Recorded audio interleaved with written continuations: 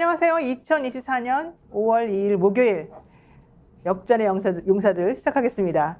오늘 저희 스픽스가 한 건 한 거 이따가 또 한번 여러분들하고 같이 이런 말씀 드리면 좀 그러네요. 솔직히 자축하는 분위기로 갈 수가 없는 상황인데 어쨌든 그 얘기만 하면서 여러분들하고 오늘 또 목요일 역전의 용사들 한번 제대로 한번 짚어보도록 하겠습니다.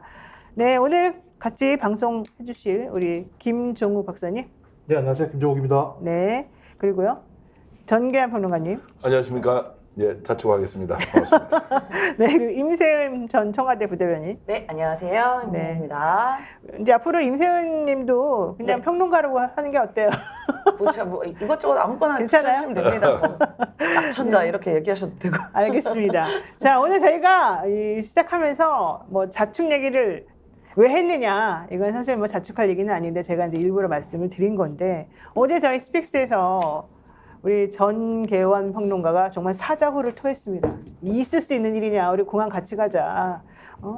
그 김진표 국회의장 1월 달부터 지금까지 한 일이라고는 해외 순방밖에 없는 거 아니냐. 뚜렷한 성과도 정확히 뭔지도 모르지만 총선 민의를 내팽개치고 이번에도 5월 4일 토요일 날 인천공항을 통해서 믹타 해외 국회의장들끼리 회담한다고 나간다면 정말 있을 수 없는 일이다. 본인의 할 일을 해라. 우리가 엄청나게 어제 얘기를 했거든요. 그랬더니 진짜로 오늘 원래 그 의안으로 나오지도 않았었던 것이 의사일정 변경이라고 하는 민주당의 그런 그 정치 활동을 통해서 그 다음에 김진표 의장이 뭐 의사일정 변경을 시킨다 하더라도 그거를 또 상정을 해줘야지 이게 표결이 되는 건데 어제까지만 해도 좀 요지부동일 것처럼 보이던 그분이 결국 이걸 딱 받았단 말이죠. 그래서 최상병 특검이 통과가 됐단 말이죠. 자, 이 얘기를 한번 해봐야 될 것 같습니다. 우리 평론가님, 전 평론가님 얘기 좀 해주십시오. 아니 이렇게 할 거 어제 그냥 받아들인다 그러고 의사일정 변경하자. 그 경우에 나도 어쩔 수 없다 이렇게 했으면 우리가 인천공항 달려갈 일도 아니고요. 막 국민들이 난리가 났고요. 어제 민주당 국회의원들한테요. 전화 엄청나게 가고 이거 뭐 지키면 안 된다고 해서 전방위로 압박을 받았고요. 그리고 오늘 국민의힘에서 퇴장할 때 만약에 퇴장했으면 어떻게 되겠습니까? 합의해 오세요 이렇게 했으면 어떻게 되겠습니까? 전쟁이 났을 거 아닙니까? 네. 여기에서 전체적으로 총공세하고 압박하는 거 견디지 못하고 그냥 받아 안고 어쩔 수 없이 이제 통과시켰죠. 그래서 김진표 국회의장 대단합니다 이렇게 박수를 받을 일이 아니라 왜 이렇게 사안을 꼬아서 왔는지 정말 후회는 안 되는지 이렇게밖에 정치를 못 보여주는지 결국에는 저항한다 그러니까 실제로 어제 분위기 한번 보십시오. 인천공항에 한 2, 3만 명 모였다고 생각해 보십시오. 그런데 뒷길로 기빈석으로 빠져나가서 갔다?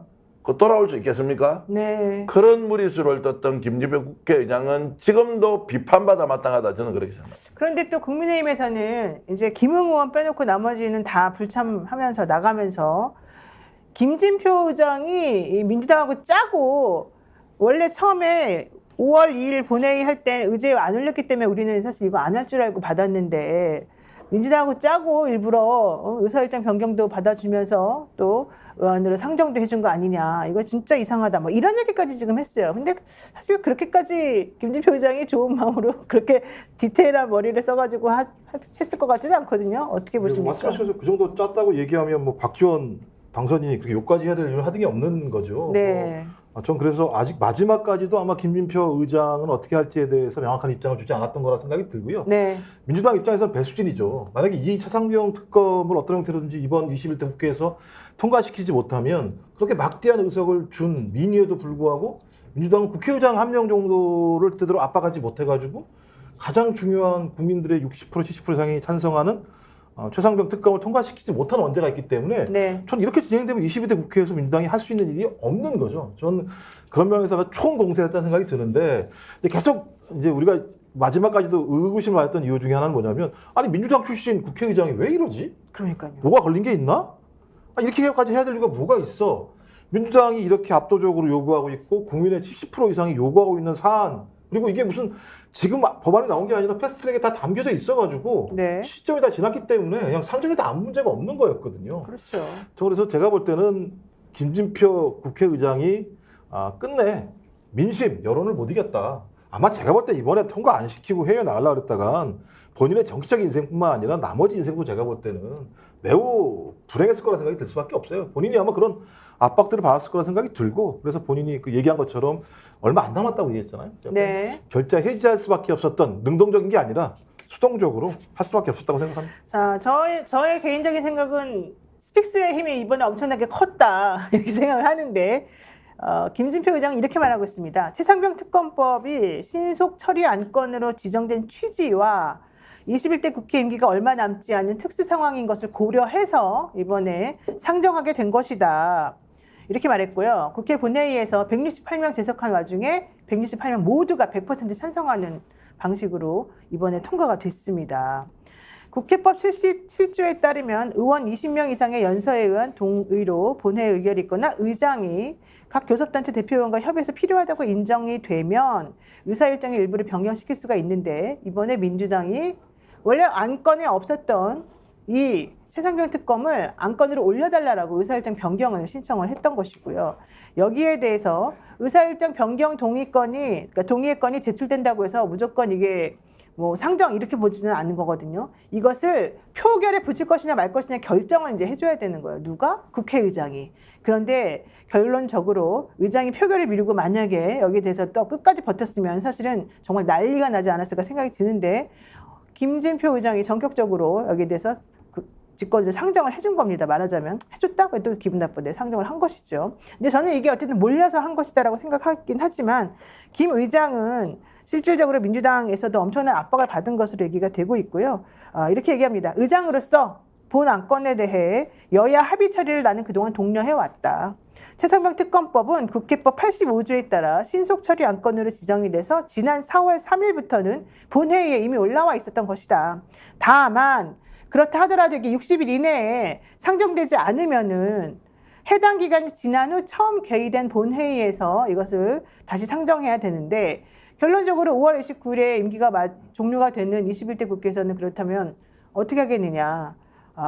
5월 29일 마감까지 사실은 아까 4월 3일부터라고 그랬으니까 원래는 6월 3일 그러면 60일 이전에 올린 건데 여기에 대해서 김진표 의장이 안건의 신속 처리 제도를 도입한 취지에 비추어 봤을 때 21대 국회 임기 내에 어떠한 절차를 거치든 마무리돼야 된다고 생각을 했고 그래서 변경 동의의 건에 대해서 표결 처리하기로 한 것이다. 이렇게 얘기를 했습니다. 하지만 이거는 사실은 조금 그동안 침묵하고 뭐 합의를 계속 해오라고 했던 거 그건 도대체 뭐냐. 그동안에 김진표 의장의 태도와는 좀 안 맞는 거 아니냐. 이런 얘기 좀 할 수밖에 없고요. 저희 생각에는 아마 압박을 심하게 받아서 특히 진보 성향의 이런 국민들이 정말 엄청나게 전화하고 엄청나게 압력을 행사했다. 뭐 이런 얘기 나왔거든요. 그래서 아마도 그런 것이 아니었을까 생각이 들고요. 만약에 이런 식으로 김진표 의장이 이번에라도 한 건이라도 제대로 처리하지 않았다면 정말 나라가 뒤집어질 수밖에 없는 구조였을 것 같기도 합니다. 자, 임세현 대변인 어떻습니까? 네. 이게 협의를 해야 된다고 계속 버텼는데 그럴 거면 패스트트랙에 올리지도 않았었죠. 그렇죠. 그렇게 협의가 될 거면. 예. 그리고 협의 대상이 있고 아닌 대상이 있습니다. 아니 국민의힘 그리고 대통령실이 협의가 가능한 사람들입니까? 그리고 지금 이번에 이 최상병 특검 통과되고 났을 때 대통령실의 반응 보십시오. 이 사람들은 협치가 안 되는 사람들이에요, 애초에. 그런데 뭘 협의를 합니까? 그것도 우리가 사람들이랑 협의를 해야 되는 거죠. 스픽스는 말하는 언론입니다. 대세는 유튜브, 그중에서 스픽스. 좋아요, 댓글, 구독, 알림 설정. 여러분이 저희를 사랑해 주시고 우리가 여러분을 사랑하는 4가지 방법입니다.